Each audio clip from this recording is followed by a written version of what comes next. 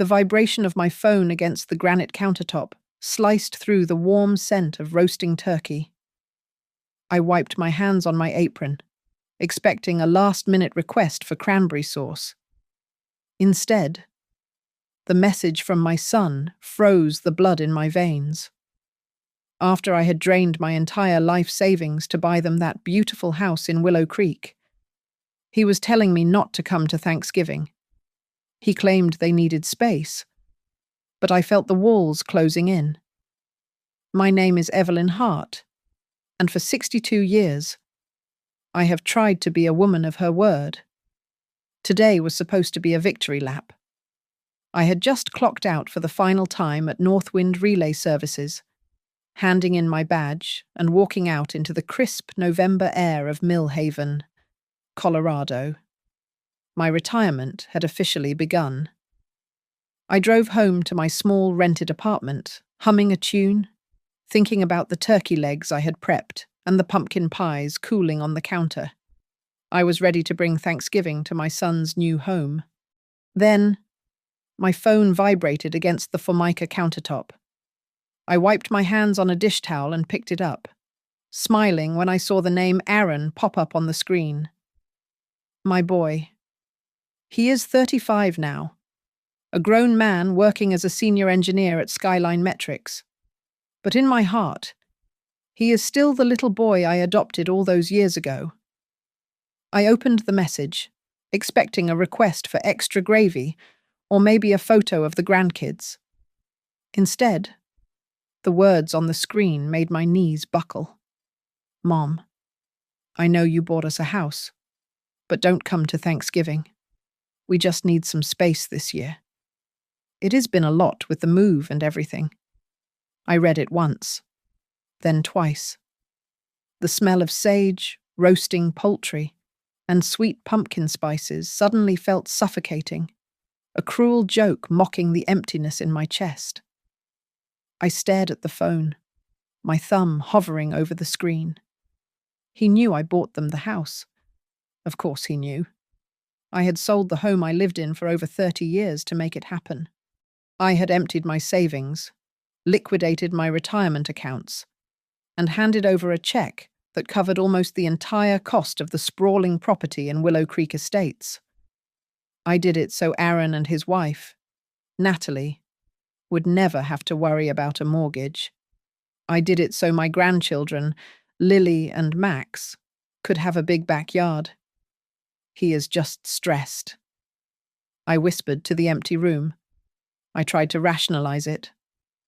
Natalie, a freelance interior designer, was particular. She often made comments about how my presence felt overwhelming. Perhaps she was having a bad week. Perhaps they were fighting. And Aaron was just trying to keep the peace. I needed to hear his voice. I needed him to tell me this was a mistake, a bad joke.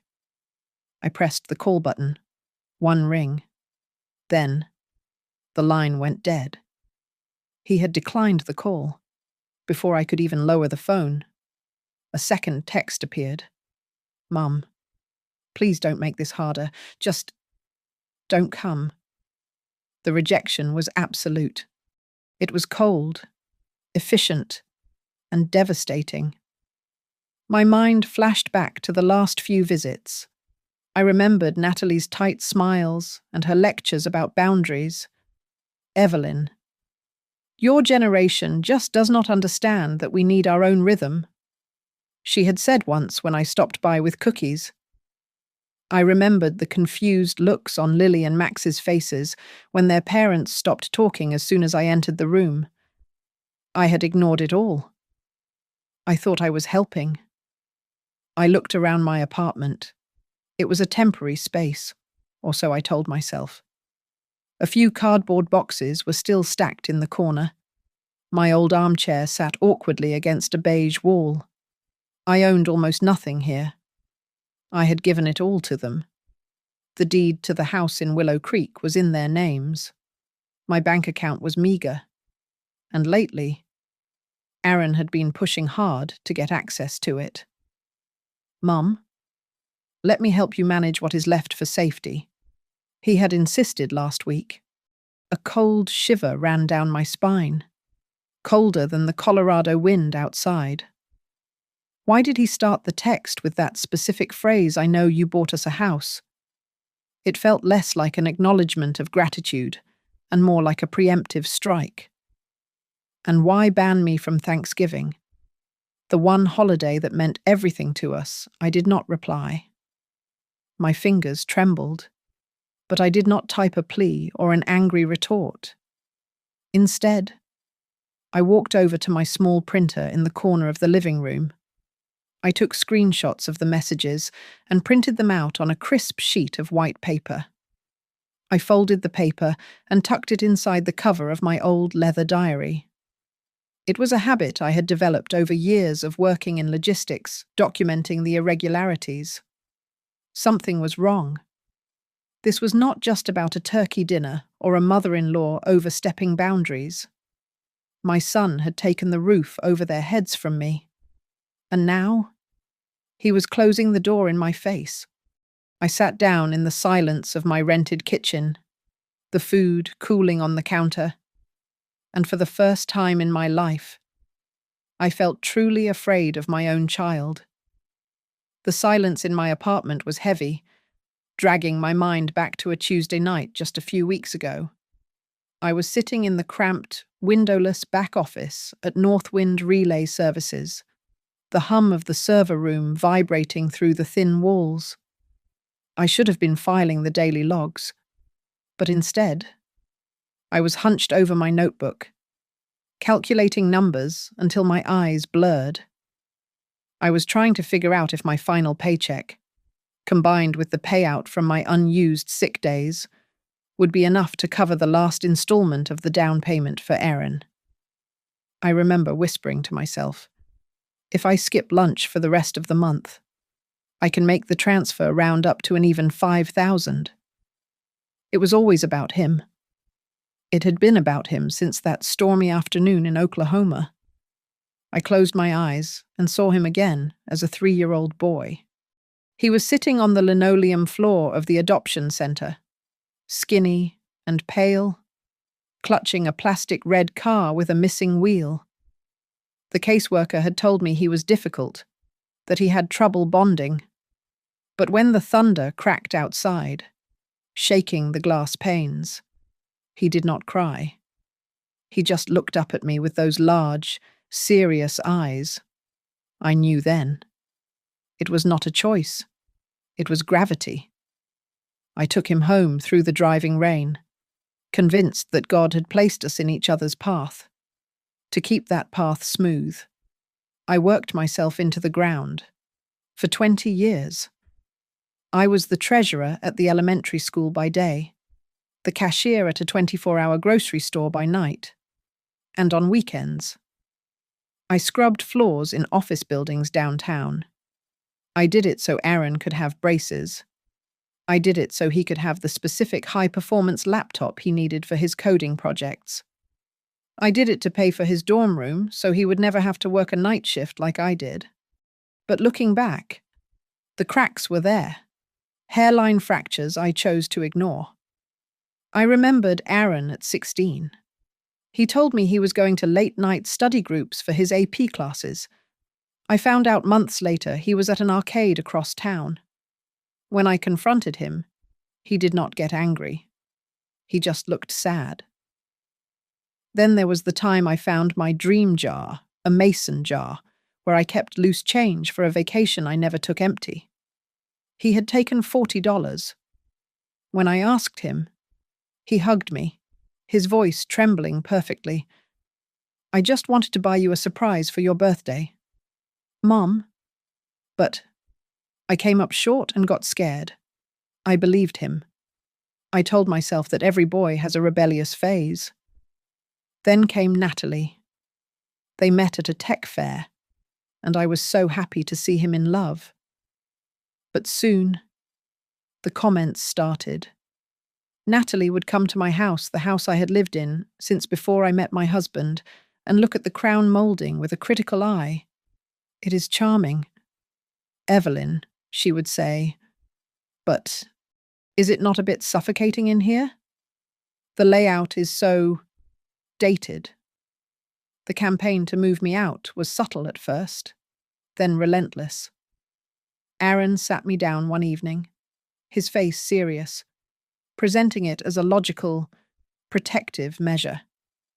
Mum, this neighborhood is not safe anymore, he insisted, holding my hand across the table. Sell the house. Move into a smaller apartment where you do not have to worry about maintenance. Use the money to help us with the down payment at Willow Creek. It is like an investment, a late wedding gift that secures our future. I gave in. I always gave in. My memory sharpened on the day we signed the papers at Summit Haven Realty. The conference room smelled of fresh coffee and expensive leather.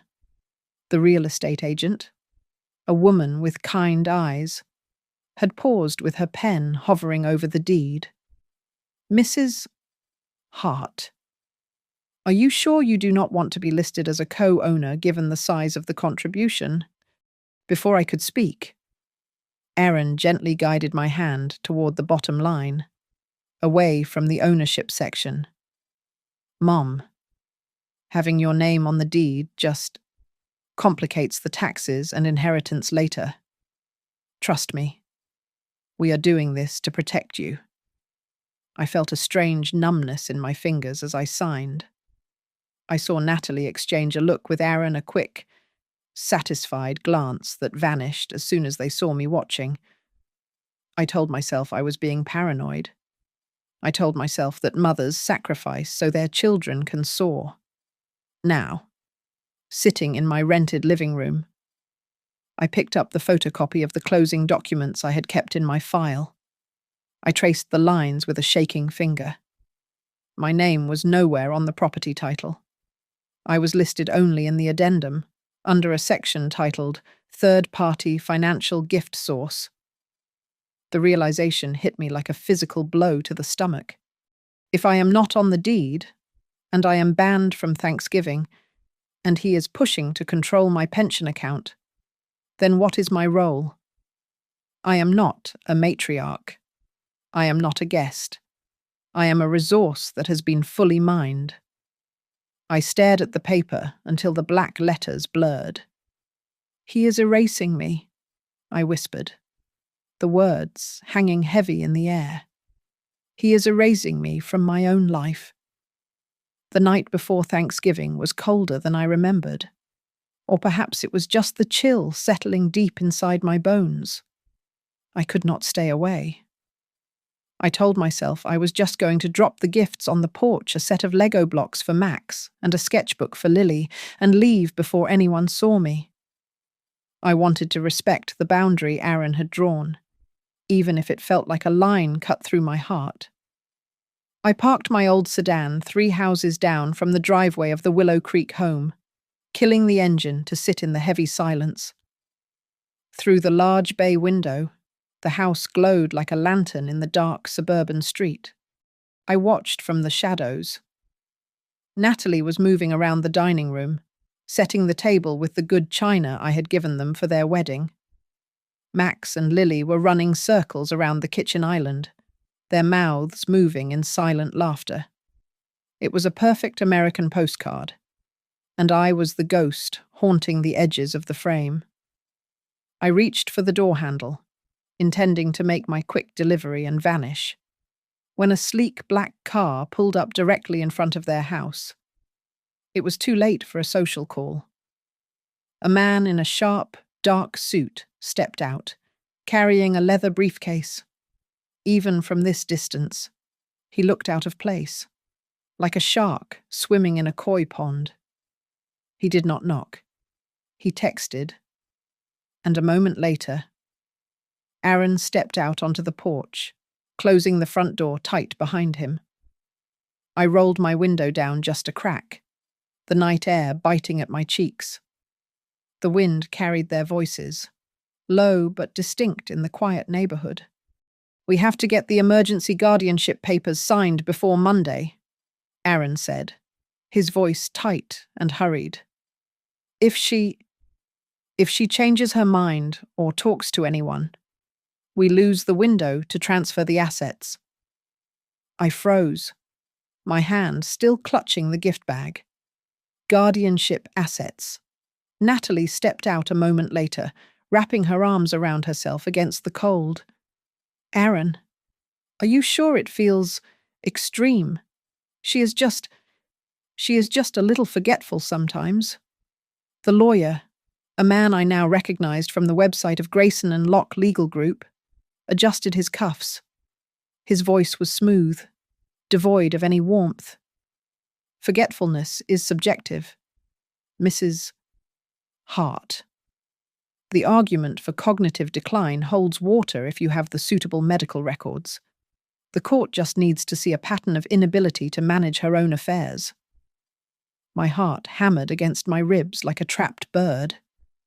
I slumped back in my seat, my mind racing, medical records. Suddenly, the last few months made a terrifying kind of sense. Aaron had been so insistent on taking me to his doctors at the private Riverbend Wellness Center for my blood pressure checkups. He had been the one to fill out the forms. He had been the one to take the folders from the receptionist, saying, "It is just routine. Mom, do not worry your pretty head about the jargon." I did not leave the gifts. I started the car and drove away, my hands shaking so hard I could barely grip the wheel. The next morning, Thanksgiving Day, while other families were basting turkeys, I walked into the small clinic of my old family doctor. The office was technically closed, but the receptionist, an old friend named Sarah, let me in when she saw my face. I asked to print out my entire medical history, including any external reports sent over recently. When I held the papers, the room seemed to tilt. There, stapled to the back of my clean bill of health, was a report from a doctor I had never met at Riverbend. The diagnosis was stark, early-onset dementia, accompanied by mild paranoid delusions. "This is not mine," I whispered, my voice trembling. I never spoke to this doctor. A nurse I had known for a decade walked by, saw the paperwork, and stopped. She looked left and right, then leaned in close, her voice barely a breath. "Mrs. Hart, I should not say this, but a man was here last month. He was asking very specific questions about the protocol for declaring a parent incompetent. He sounded just like your son." I walked out of the clinic into the grey light of the holiday. The puzzle pieces slammed together with a sickening finality. The message telling me not to come to Thanksgiving was not about emotional space. It was a tactical quarantine. They needed me isolated. They needed to cut me off from the family so there would be no witnesses to my clarity. No one to contradict the story that I was a confused, senile old woman who needed to be managed. The betrayal was worse than the rejection. It was surgical. Aaron did not just want to exclude me from dinner. He was preparing to surgically remove me from my own existence. I stood on the sidewalk, clutching the fraudulent report, and felt the last trace of the soft, yielding mother burn away. In her place, something cold and hard began to take shape.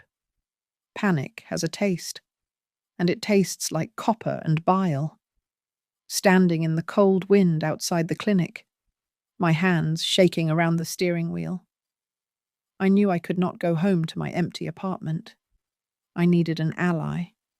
I needed someone who knew the law, but still remembered the woman I used to be before I became just Aaron's mother. I thought of Carter Wade.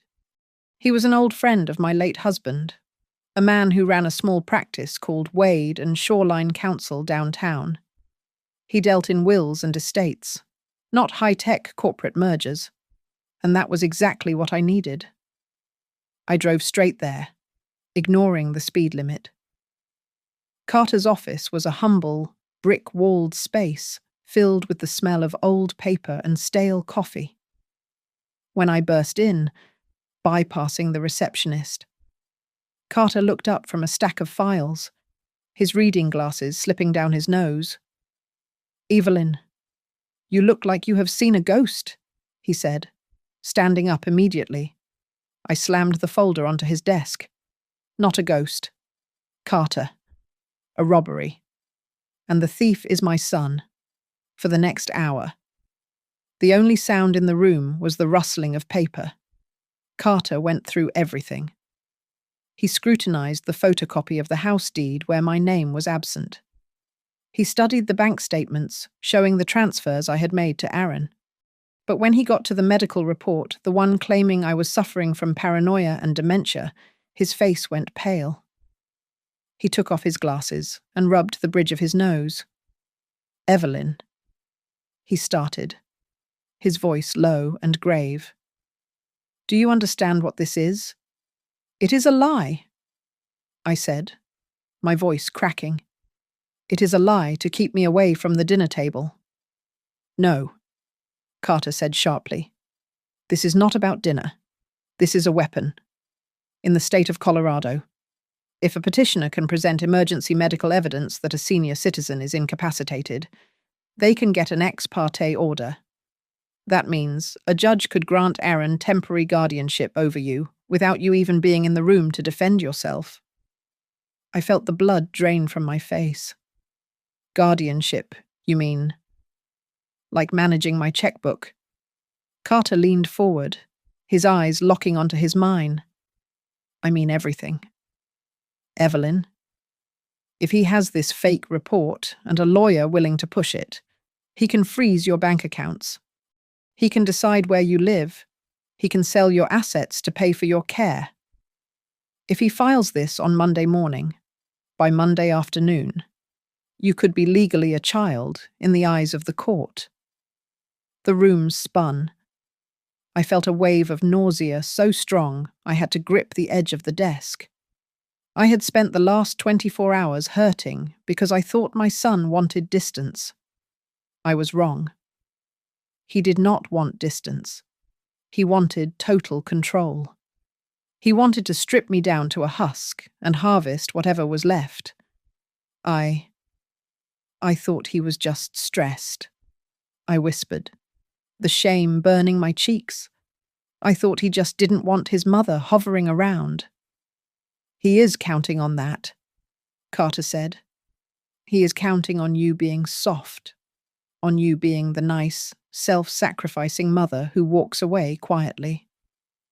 He paused, looking at the photo of my late husband on his shelf before turning back to me. "So I have to ask you, and I need an honest answer. Are you willing to fight him because this will not be polite? This is not a family squabble anymore. This is a legal war, and the enemy is the boy you raised." I sat in silence. The ticking of the wall clock felt like a hammer. My mind drifted back through the years. I remembered the nights I sat in the dark, hungry, so Aaron could have new sneakers for basketball. I remembered standing in the freezing rain at his graduation because I could not afford a ticket for the covered seating. I remembered the weeks I sold blood plasma twice a week to pay for his college textbooks, hiding the bruise marks on my arms with long sleeves. Something inside me snapped. It was a quiet snap, like a dry twig breaking in a dead forest. I gave him my life. "Carter," I said, and my voice surprised me. It was steady, cold. "I gave him everything I had. I will not let him take the dignity I have left." Carter nodded, a grim smile touching his lips. "Good. Then we move first. Right now." He pulled a fresh legal pad toward him. "First, we drain the accounts. Any account Aaron has access to, or even knows about, we empty today. We move it to a new bank across town. Second, we draft a new will immediately, revoking any previous drafts. And third, we designate a durable power of attorney someone who is not him to make decisions if something actually does happen to you. The scratching of his pen was the only sound as he drafted the documents. When he slid the new will across the mahogany desk toward me, I picked up the pen. My hand hovered over the signature line. This was it. This was the moment I officially declared that my son was no longer my heir, but my adversary. I signed my name. Evelyn Marie Hart. I looked down at the signature. The ink was dark and permanent. My hand was trembling slightly, but the letters were bold. For the first time in decades, the name on the paper did not look like a mother's signature on a permission slip. It looked like a declaration of independence. The next step was not legal. It was psychological. Carter introduced me to Liam O'Rourke, a private investigator with Ironcrest Investigations. Liam was a former detective with a face carved out of granite and eyes that had seen too much of the city's underbelly. He did not offer tea or sympathy. He offered results. While he went to work, digging into the invisible corners of Aaron's life, I decided I needed to stop looking like the victim Aaron expected me to be. I walked into Velvet Mirror Studio, a salon in the downtown district that I had always considered too expensive and too trendy for a retired logistics worker. The air smelled of expensive hairspray and lavender. A stylist named Sabrina, a young woman with tattoos climbing up her neck and a smile that could disarm a bomb, spun her chair around. "Honey, you look like you are carrying the weight of the world in that bun," she said, her voice kind but direct. "Do you want to hide? Or do you want to be seen? I want to look like someone who fights back," I said. For the next 2 hours, I watched Evelyn the ghost disappear. Sabrina cut my graying, shoulder-length hair into a sharp, angled bob that framed my jawline. She dyed it a rich, warm chestnut that took 10 years off my face. But it was the pair of glasses she picked out that changed everything. They were thick-rimmed and geometric, giving me the look of a university professor rather than a confused grandmother. As the dye set, I listened to the women around me. In the chair to my left, a woman in her 70s was complaining to her manicurist. "My daughter says she needs to be on my checking account to help me pay bills. But I noticed $300 missing last week," she whispered. It hit me then. This was not just my tragedy. It was an epidemic. Across America, in salons and bingo halls, children were cannibalizing the parents who had starved to feed them. When I looked in the mirror at the end, I did not see Aaron's mother. I saw Evelyn Hart, a woman who had survived widowhood, poverty, and double shifts. I saw a survivor. Later that afternoon, I met Liam at a diner. He slid a manila folder across the greasy table. He looked grim. "It is worse than we thought." "Mrs. Hart," Liam said, tapping the paper. "Your son is not just greedy. He is desperate." I opened the file. The numbers swam before my eyes. Aaron was drowning in debt. There were credit card bills totaling $40,000, but that was the tip of the iceberg. Liam pointed to a loan from a company called Brassline Capital. "That is a predatory lender," Liam explained. "High risk, exorbitant interest rates. He owes them nearly $60,000.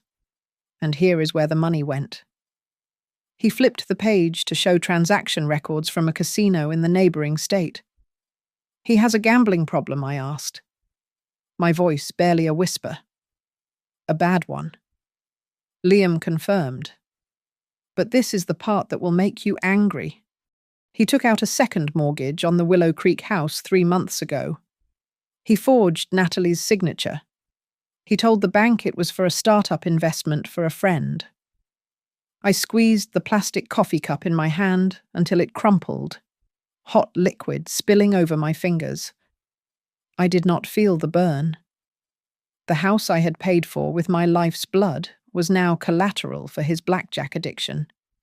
If he got guardianship over me, my remaining savings would be thrown into that black hole to keep the loan sharks at bay. I left the diner and went straight to a boutique next door. Sabrina had met me there on her break, pulling items off the rack with ruthless efficiency. I bought a camel-colored trench coat, a tailored suit, and a pair of leather boots with a solid, heavy heel. I put them on in the dressing room and stood taller. That evening, my phone rang. It was Aaron. My thumb hovered over the answer button. The old Evelyn would have picked up on the first ring, desperate to hear his voice, desperate to apologize for whatever imaginary slight had caused this rift. The new Evelyn let it ring. Once. Twice. 5 times. Silence, I realized, was a weapon.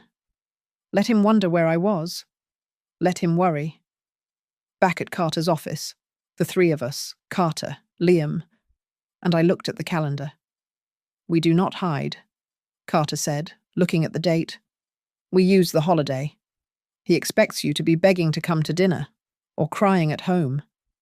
Instead, we are going to set a stage.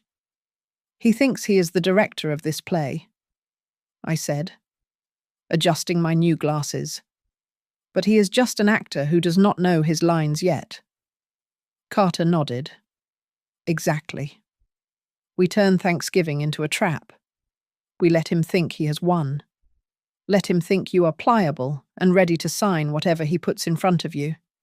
And then we flip the table." I waited 3 days before I sent the text. It took every ounce of self-control I possessed not to storm over there and scream. But Carter had warned me that anger was a luxury I could not afford. I needed to be the submissive, confused old woman Aaron wanted me to be. I typed the message slowly. Mum thought about it. "I respect your wish. Let us meet after the holiday to sign those papers you mentioned, so I do not have to worry anymore." The phone rang less than 30 seconds later. "Mum, I am so glad you texted," Aaron said, his voice dripping with a sugary warmth that made my stomach turn. "I was so worried about you. I just want you to be safe." You know, I gripped the phone tight, forcing my voice to tremble just enough to sound frail. "I know. I know you do. These papers, are they just for the bank, like a checkbook?" "Exactly," Aaron said, smooth as oil. "It is just a small authorization. It lets me pay your bills if you ever feel tired or, you know, if you have another dizzy spell. It is just a formality." "Okay," I whispered. "Okay. I will come over on Sunday afternoon." I hung up and looked at Carter. He nodded approval and slid a sleek, black ballpoint pen across the desk. It looked like an expensive executive gift. But when I twisted the cap, a tiny blue light blinked once and vanished. "High-definition audio recording." Carter explained. "Keep it in your purse or your pocket. From this moment on, every word he says to you gets recorded. If he tries to coerce you, we will have it on tape." Liam, the investigator, leaned against the filing cabinet. "And you are cutting it close." "Evelyn." I checked the court docket. Aaron's lawyer has a slot reserved for 9 in the morning on the Monday right after Thanksgiving. They are filing for emergency guardianship. If we do not stop him Sunday, by Monday lunch, you will be a ward of the state. The plan was terrifyingly simple. I would go to the house. I would pretend to be ready to sign his guardianship papers. But Carter had prepared a decoy stack documents that looked identical, but were legally toothless, merely granting Natalie access to a small, secondary checking account I had opened with $50. We would swap them on the table. But there was one variable we could not control. Natalie. If she is in on it, Carter warned, she will spot the swap, or she will testify against you. We need to know whose side she is on. I decided to gamble. I texted Natalie separately, asking to meet at the Roasted Bean, a coffee shop near the children's school, under the guise of dropping off early Christmas presents so I would not disturb their Thanksgiving space. When I walked into the coffee shop, Natalie looked terrible. Her eyes were rimmed with red, and she was gripping her latte like a lifeline. I sat down and slid the wrapped gifts across the table. "Thanks for meeting me," she said, her voice tight. "Aaron he is really stressed. Evelyn. He thinks this break is best for everyone." "I understand," I said softly. I took a breath. "I just wanted to ask you about the papers Aaron wants me to sign. The protection papers." Natalie frowned, confusion washing over her face. "The rental insurance papers. He said he needed your signature to add you to our policy, so your apartment stuff is covered. Is that what you mean?" I felt a jolt of electricity. Rental insurance. He was lying to her too. "No, Natalie," I said, leaning in. "He told me they were to help manage my money. He told his lawyer they were for guardianship because I have dementia." Natalie laughed, a nervous, high-pitched sound. "Dementia. That is ridiculous. You are sharper than I am half the time. Aaron would never say that." I reached into my bag and pulled out the folder Liam had given me. I laid the photocopy of the fraudulent medical report on the table. Next to it, I placed the document that proved Aaron had taken out a second mortgage on the Willow Creek house, the house she thought was fully paid off. "He forged a doctor's signature to say I am insane," I said, my voice steady. "And he forged your signature to borrow $60,000 against your home to pay off gambling debts." Natalie stared at the papers. She picked up the mortgage document, her eyes scanning the lines. I watched the blood drain from her face. Her hands started to shake, rattling the paper. "No," she whispered. "No. We own the house free and clear. You paid for it. He told me. He told me the bank letters were just junk mail. He is drowning." "Natalie," I said. "And he is using me as a life raft. If he gets guardianship over me on Monday, he takes the rest of my savings. And when that runs out, he will take the house. Your house." She looked up at me, and I saw the moment her world fractured. The arrogant daughter-in-law was gone.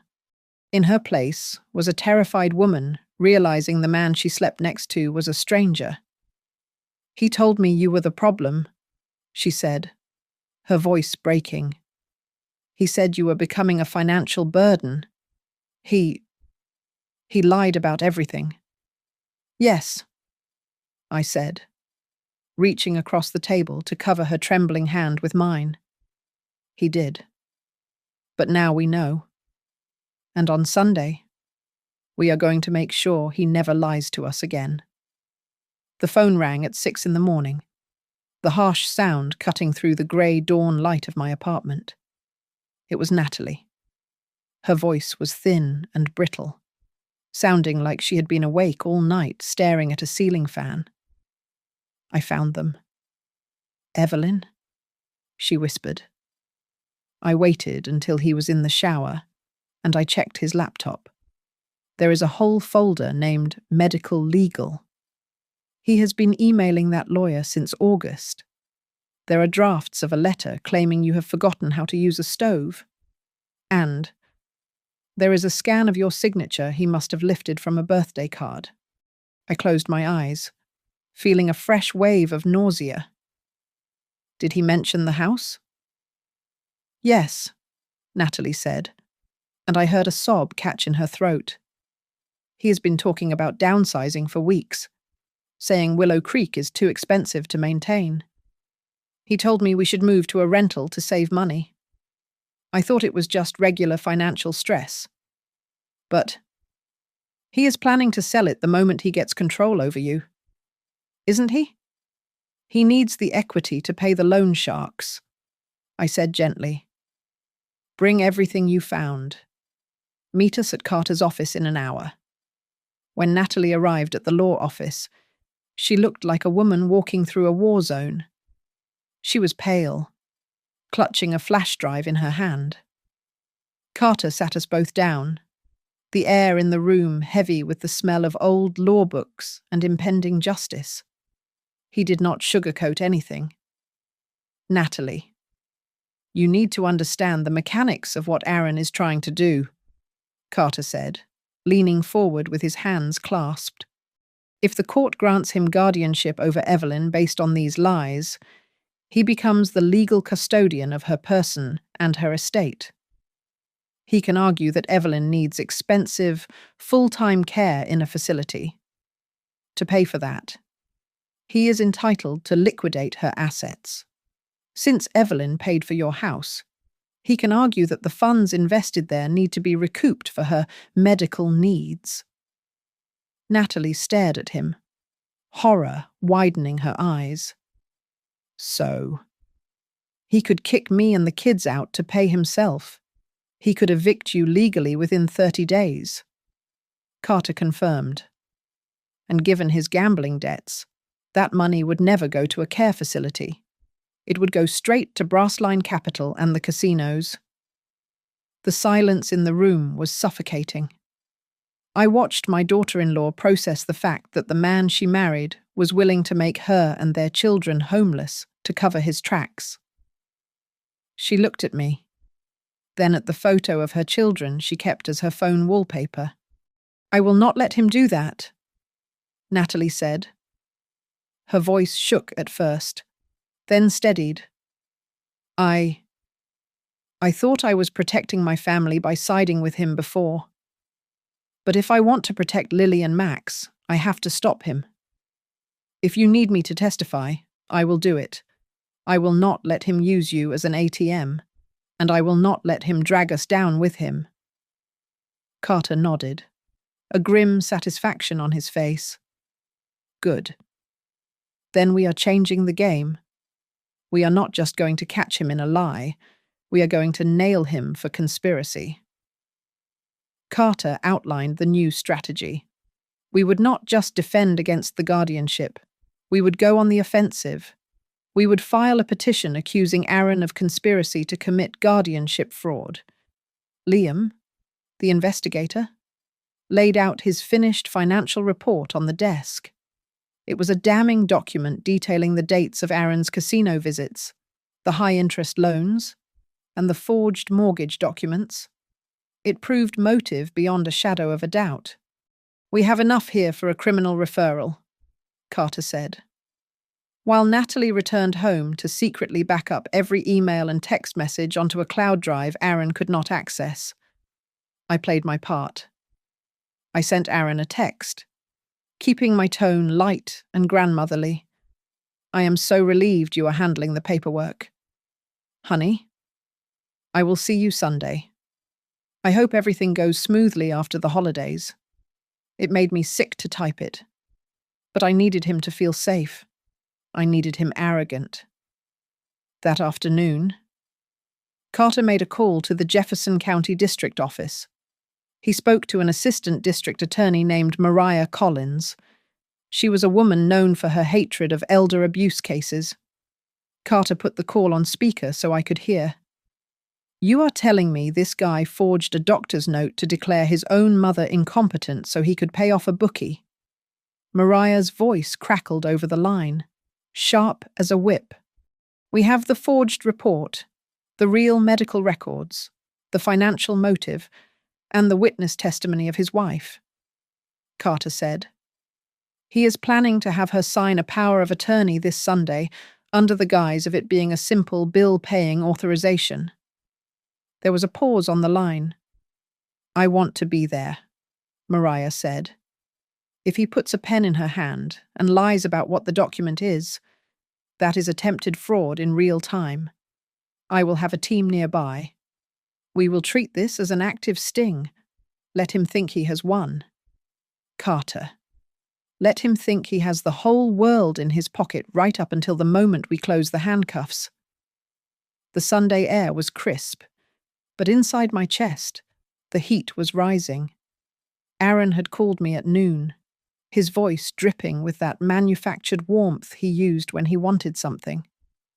He invited me over to start fresh, assuring me that Lily and Max were at a friend's house so we could talk without distractions. I knew what that meant. He did not want witnesses.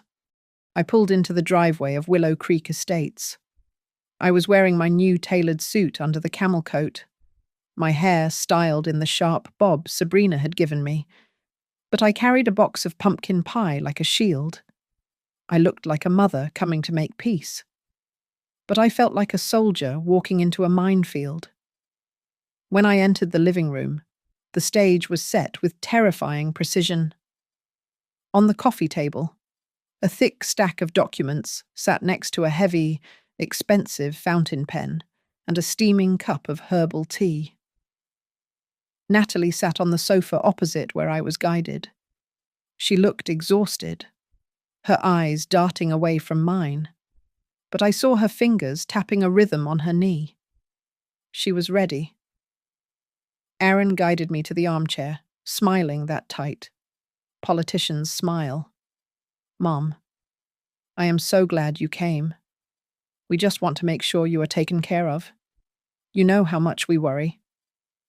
He sat on the edge of the coffee table, looming over me slightly.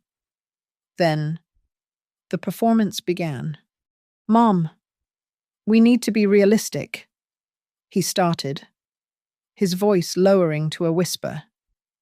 You have been forgetful lately. Remember when you couldn't find your keys last month, and that time you left the burner on to warm the soup? It scares me. I can't sleep thinking something might happen to you. I listened to him weaponize my normal, human mistakes. Every senior citizen loses their keys occasionally.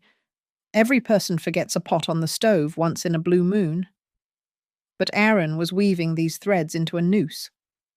I reached into my purse and clicked the top of the pen Carter had given me. The recording light blinked once, unseen inside my bag. Outside, 3 houses down in a nondescript van, Carter, Liam, and Assistant District Attorney Mariah Collins were listening to every word. So, Aaron continued, sliding the papers toward me. This is just a limited medical authorization. It just says that if you get sick or confused, I can step in and pay your bills for you. That is all. It is for your protection. I picked up the document. I pretended to squint. I knew exactly what it was. It was a durable power of attorney with a rider for immediate asset liquidation. It was not limited. It was total surrender. Aaron, I said, letting my voice waver. This looks thick for just bill paying. Does it let you sell things? He sighed, a sound of practiced patience. Mum, please, do not overthink the legal jargon.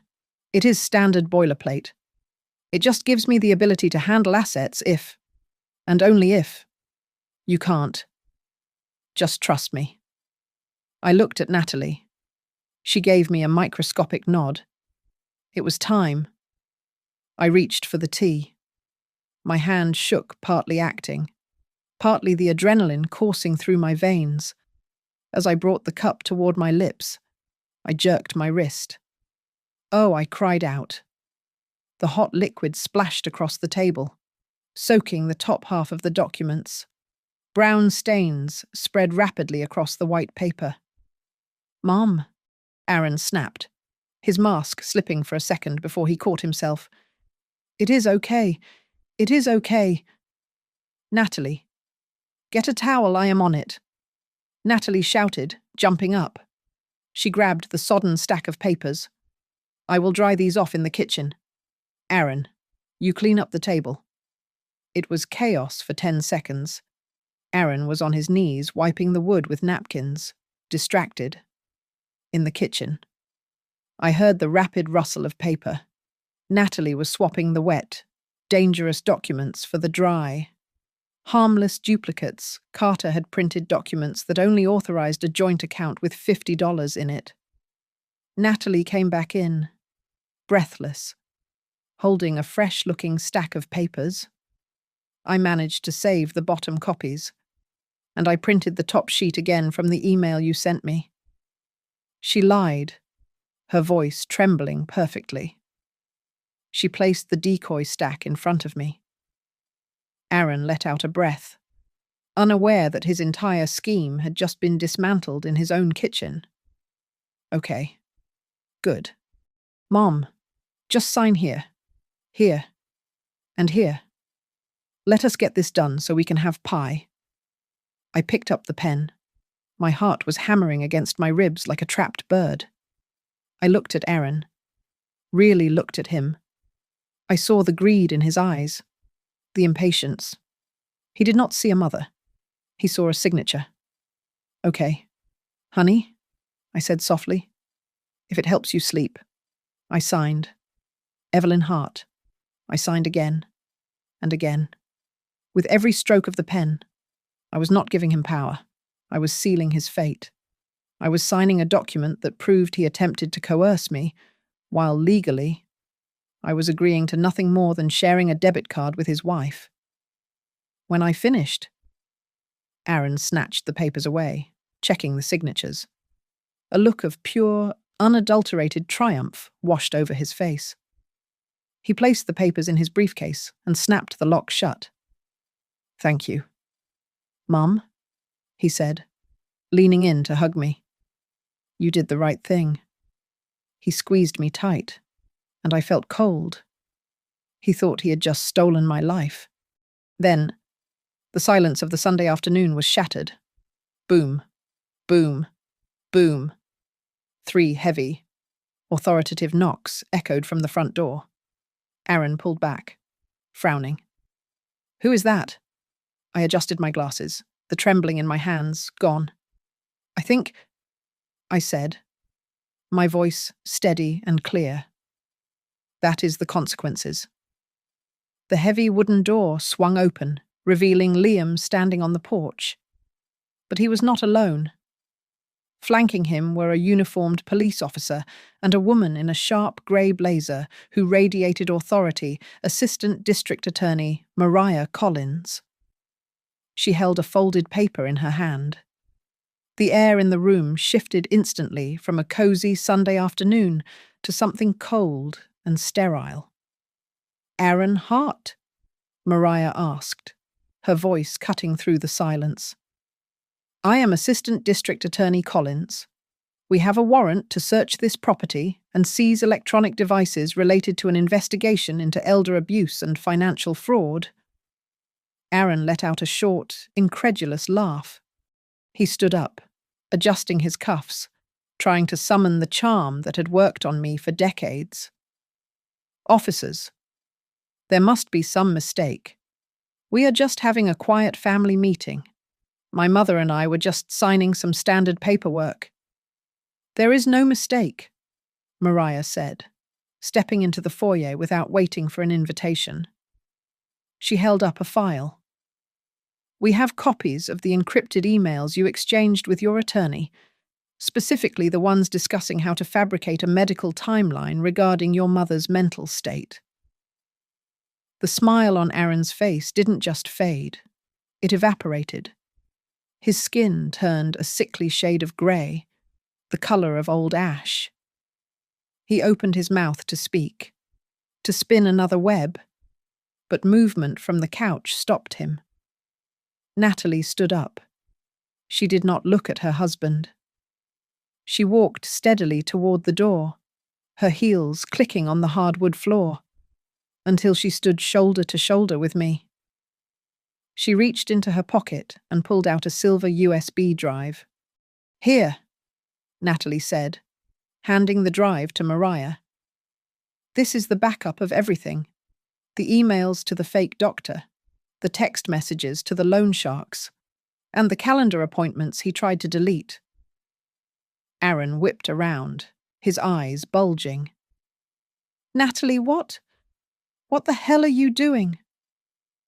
I am doing what a mother needs to do to protect her children, Natalie answered. Her voice shook, but her chin was high. And to protect herself.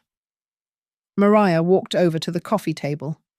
She picked up the signed papers Aaron had just locked in his briefcase, then slapped another document down on the wood.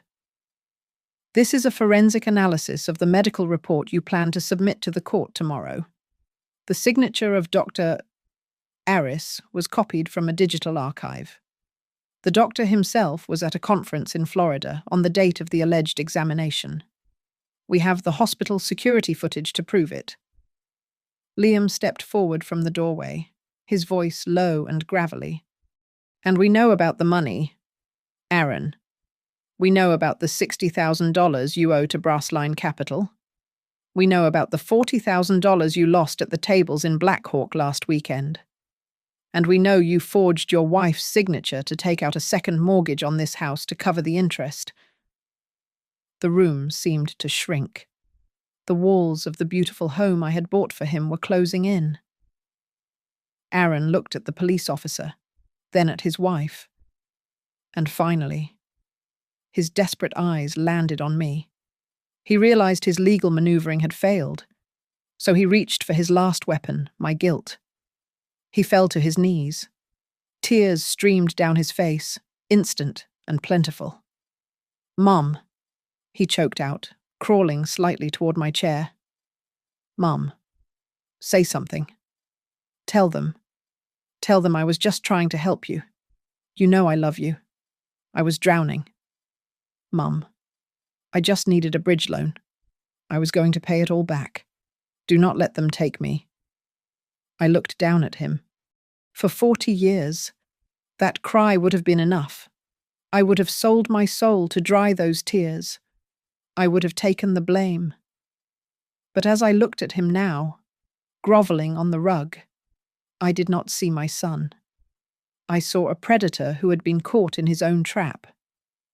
I felt a phantom sensation of cold water running down my back, remembering how easily he had discarded me when he thought I was no longer useful. I took a breath. It was the hardest breath I have ever taken. I want to file a formal complaint, I said. My voice trembled, but the words were clear as a bell. I accuse my adoptive son, Aaron Hart, of attempting to strip me of my rights and my assets through deliberate fraud and coercion. The silence that followed was deafening. It was the sound of a cord being cut. Aaron stared at me, his mouth hanging open, the tears stopping as if a faucet had been turned off. He looked at me like he had never seen me before. Mr. Hart, the officer said, stepping forward and pulling a pair of metal handcuffs from his belt. Please stand up and place your hands behind your back. As the metal clicked around his wrists, Mariah began to recite the words that signaled the end of his life as he knew it. You have the right to remain silent. Anything you say can and will be used against you in a court of law. Aaron did not remain silent. As the officer gripped his arm to lead him out past the dining table where the pumpkin pie still sat untouched, his shock turned into venom. He twisted his head back, his face twisted into a mask of pure hate. You selfish old witch, he screamed, spitting the words at me. I deserved that money I put up with you for years. This country protects the old and lets the young starve. It is my inheritance. It is mine. Liam held up a small recording device, the red light blinking steady and true. Keep talking, Aaron, Liam said calmly. Every word goes into the report to prove lack of remorse. I watched them drag him out the door, his shouts fading into the cool afternoon air. I stood in the hallway of the house that was no longer his, listening to the echo of his rage, and for the first time in months, I did not feel empty. I felt heavy with grief. Yes, but I was standing on my own 2 feet. 3 weeks later, the hearing at the county courthouse shifted from a guardianship request into a full-blown examination of financial fraud and elder abuse. The room was suffocatingly full. Neighbours from Willow Creek Estates, who had whispered behind their blinds, were now sitting in the back rows. My old colleagues from North Wind Relay Services were there too, forming a silent wall of support. Natalie sat in the row behind the prosecution table, holding Lily and Max close. The children did not understand why their father was sitting at the defendant's table, but Natalie had promised them that no one would hurt them and that everyone was just trying to keep Grandma safe. Aaron looked like a shadow of himself. His suit was wrinkled, and he sat slumped beside a court-appointed public defender who looked like he had not slept in days.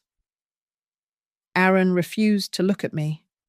His eyes darted around the room, landing on the floor, the ceiling, and the exit sign, searching for anyone to blame but himself. His lawyer tried to paint a picture of a misunderstood son. "Your Honor," he argued, gesturing vaguely. Mr. Hart acted out of genuine concern. He observed signs of cognitive decline in his mother and sought to protect her assets from external threats. This is a family misunderstanding blown out of proportion. Mariah Collins did not waste time with theatrics. She called me to the stand. I walked up the 3 steps, sat in the leather chair, and told my truth. I spoke calmly. I detailed the text message banning me from Thanksgiving. I described the night I sat in my car and heard him plotting to steal my life. I recounted the moment I found the medical report signed by a doctor I had never met.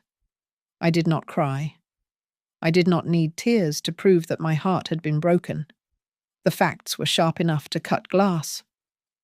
When the defense tried to suggest I was confused, Mariah played the recording. Aaron's voice filled the silent courtroom, smooth and manipulative. "It is just a small authorization, just a formality. Do not overthink it. Mom." The sound of him rushing me, dismissing my questions, and lying about the nature of the document was not the sound of a concerned son. It was the sound of a con artist. Natalie took the stand next. It was the bravest thing I had ever seen her do. She admitted to the court that she had been cold to me in the past, that she had allowed Aaron to push me away. But then she looked at Aaron and said, "I made mistakes, but I never agreed to forge medical records, and I never signed a second mortgage on our home. He lied to me just as much as he lied to her." Then came Liam. He laid out the financial autopsy of my son's life, the gambling debts in neighbouring states, the high-interest loans from Brassline Capital, the desperate need for liquidity that could only come from draining my accounts and selling the house I had bought them. The judge, a man in his 60s with tired eyes but a spine of steel, looked over his glasses at Aaron, then turned to me. "Mrs. Hart," he asked quietly, "do you wish for your son to retain any power of attorney or management over your affairs?" I looked at Aaron one last time. I remembered the little boy holding the broken car, but that boy was gone. "No, Your Honor," I said. "I want to be allowed to make my own decisions about my own life, even if I make mistakes. I want to own my triumphs and my failures. I do not want him to hold a single piece of paper that belongs to me." The gavel came down with a sound like a gunshot. The request for guardianship was dismissed with prejudice. The judge issued a permanent restraining order and transferred the files to the district attorney for criminal prosecution regarding the fraud and forgery. I was declared fully competent in the eyes of the law. I walked out of the courthouse into the biting wind of early winter. I pulled my camel coat tighter around me. The air was cold, but it felt clean. I stood on the concrete steps, taking a deep breath, and realized that for the first time in 40 years, I was not waiting for an invitation to Thanksgiving. I did not need permission to sit at a table. From now on, I would choose my own table, my own food, and my own company. I was no longer just a mother to be used. I was Evelyn Hart, and I had finally bought my own freedom. Thank you so much for listening to my story. I would love to know where you are tuning in from today, so please leave a comment down below and let's share our thoughts. If you enjoyed this video, please consider subscribing to Grandma's Family Diary, hitting that like button, and smashing the hype button to help this story reach even more people.